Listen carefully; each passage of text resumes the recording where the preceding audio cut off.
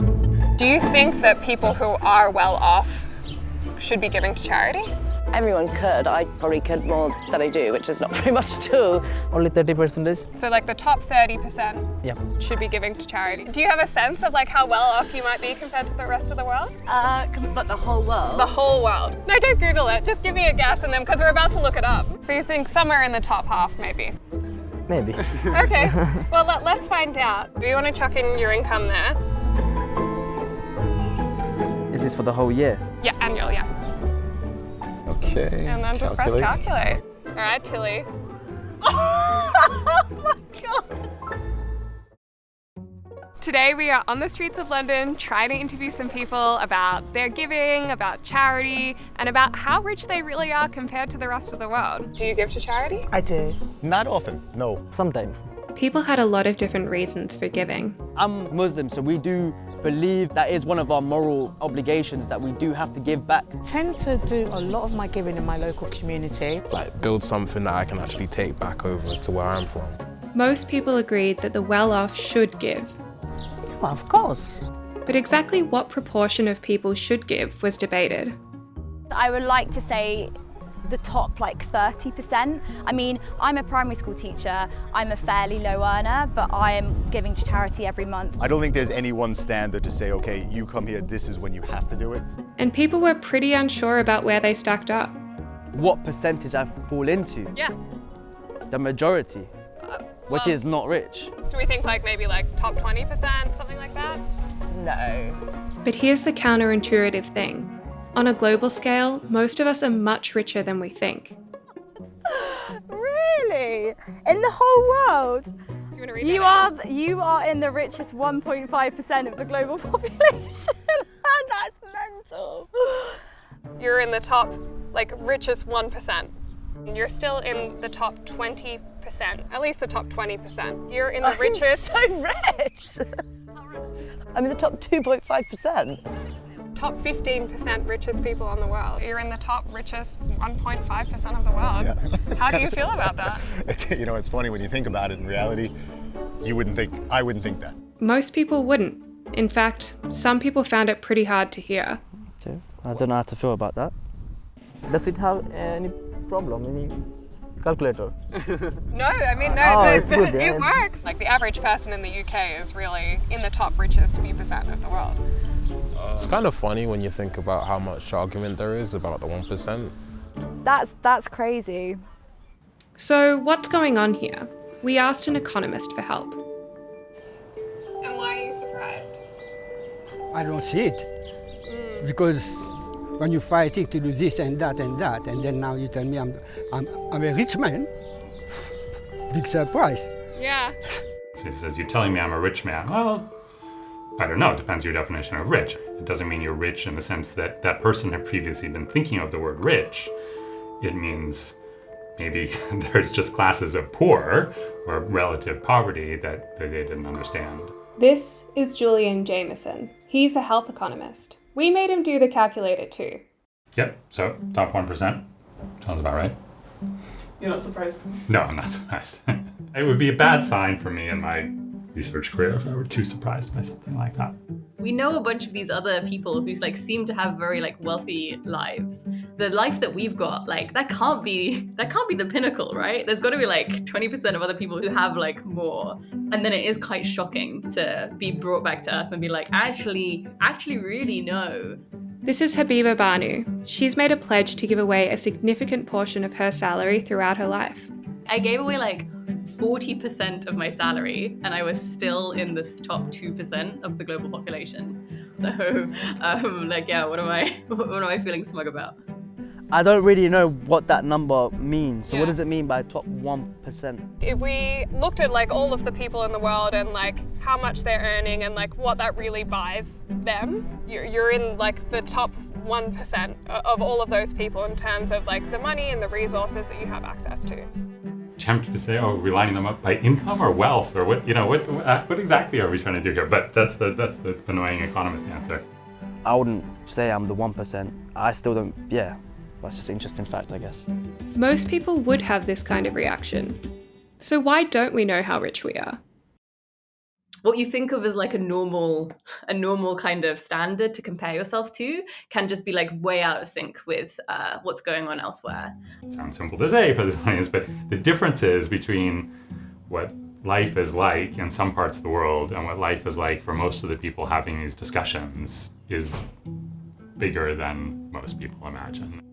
They're seeing relative to their peers and their society, but those differences are kind of tiny compared to the biggest differences, which would be global. So I'd say probably grateful. Yeah. I think that's the word that I'm looking for. I'll probably say I'm grateful for being in that number. But it's very hard life. Yeah. Yeah, and it's still a very hard life, and that's why I do quantitative analysis, I suppose. I don't know how to interpret words like rich and hard life, and there isn't a right and wrong answer to any of that. The numbers are the numbers, and people don't understand the numbers for the most part, and they should. The interpretation is a little bit more difficult. Does she have a hard life? I don't know. I wouldn't want to be the one to judge. But it's people worse than me. Yeah. Very, very worse. You know, if I could help, I would help. Median household Interesting. income is just above £32,000. Yeah.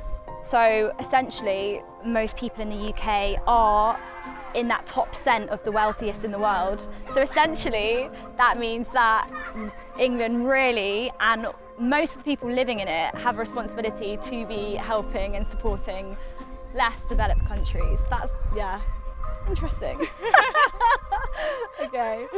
We need to do better, guys. Come on. Why do people feel like they can't make a difference?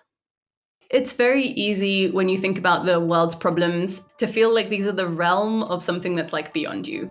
But there's also a bunch of counterintuitive stuff going on here too. Let's take an example of saving one life. How much does that actually cost? Ooh, that's a hard question. 100,000, you think? A bit more than that. There's a bunch of ways to think about this, but one useful reference point is how much governments are willing to spend to save a life of one citizen on average when choosing between different policies, known as the value of statistical life. Value of statistical life in the global north is generally around $10 million US. So often that's used for benefit cost analysis by government agencies. In theory, this means that if you donated $10 million to the US government, you would avert one death on average. I mean, it's a huge amount of money.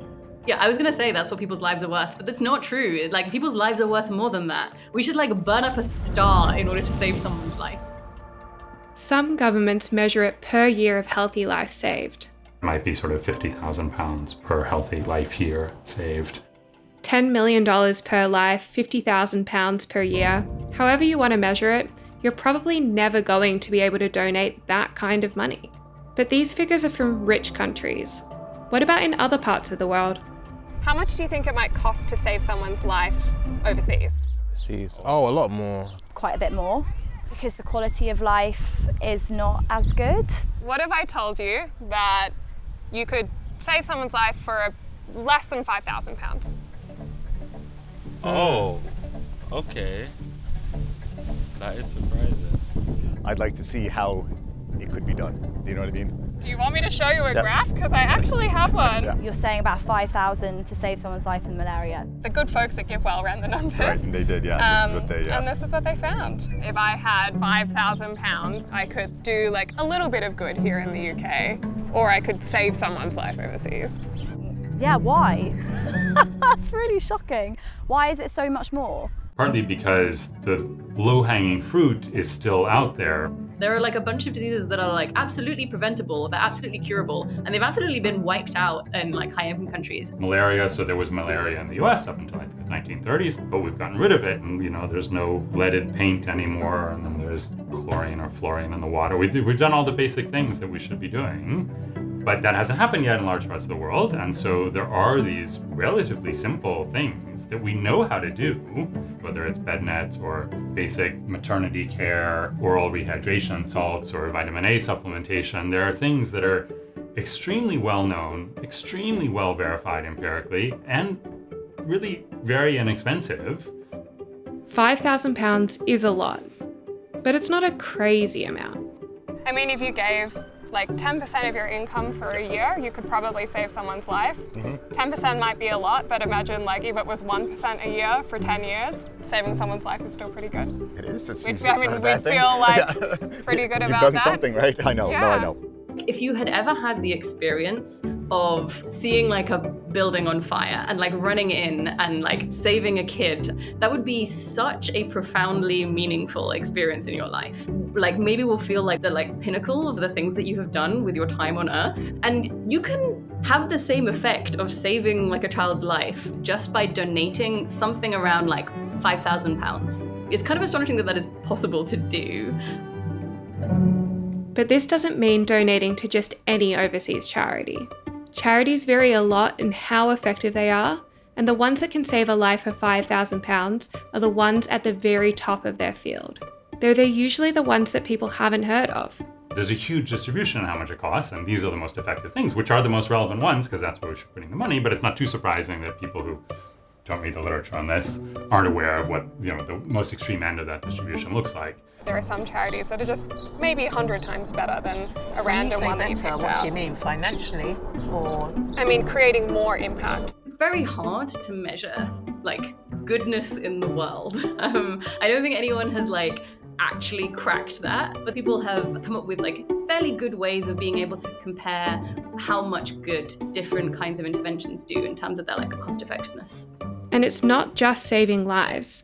Charity interventions of all kinds vary massively in how much good they can do per dollar spent. So this is measured in terms of like basically like years of school provided or like years of learning provided per $100. Yeah. You could get 140 years of schooling for with the best ones, and with the median you're getting like less than 1 year of schooling for $100. Wow. Does this change how you think about where you might donate? It does. The money. Yeah. You with your donations, you've got to pick where it goes. What do you make that decision based on? You could make it on like what seems most appealing to you, you could make it on like helping the people closest to you, or where you think that money is going to go furthest, where you think it's going to help the most people, considering everyone's life equally. Interestingly, I never really considered that before. Like the majority of donors like don't even know that this kind of research exists. More research needs to be done and more charities need to provide more information. But as people increasingly start to ask these kinds of questions, we can build a clearer picture of which charities can actually do the most good. I definitely feel like I want to go out and help some more people and be more charitable. Yeah, absolutely. So can ordinary people really make a difference? I don't think that it is up to all the people in this video or just like random people on the street to sort of solve global problems like by themselves. But still, just because we need to do this other stuff as well, just because like politicians need to make the right decisions and just because like companies need to like behave more ethically, that doesn't mean that individual giving isn't part of the solution as well. It doesn't mean that we're all off the hook and can carry on living our lives in the 1% as if we weren't. And maybe one of the key things from this is that giving doesn't have to mean giving locally. It can mean giving internationally in effective ways, and I think that's maybe doesn't have quite the emotional backing, but it still has a lot of emotional power to see the outcomes of that and create positive vibes all around, which is what we want. The little we could give could mean the world to someone else. Yeah, exactly. You got your own problems in your head, you're walking around. Sometimes you just have to sit back and think, okay, I probably do have the money to do something. Almost everybody can probably donate a little bit more than they are, including me. Yeah, my eyes have been opened. I'm gonna go and spread the word. Okay. But also because I think it makes people feel better. It's a really meaningful and like profound thing for me, and I feel very happy about doing it. No, absolutely no regrets. It does make you sit down and say, I wonder if I should.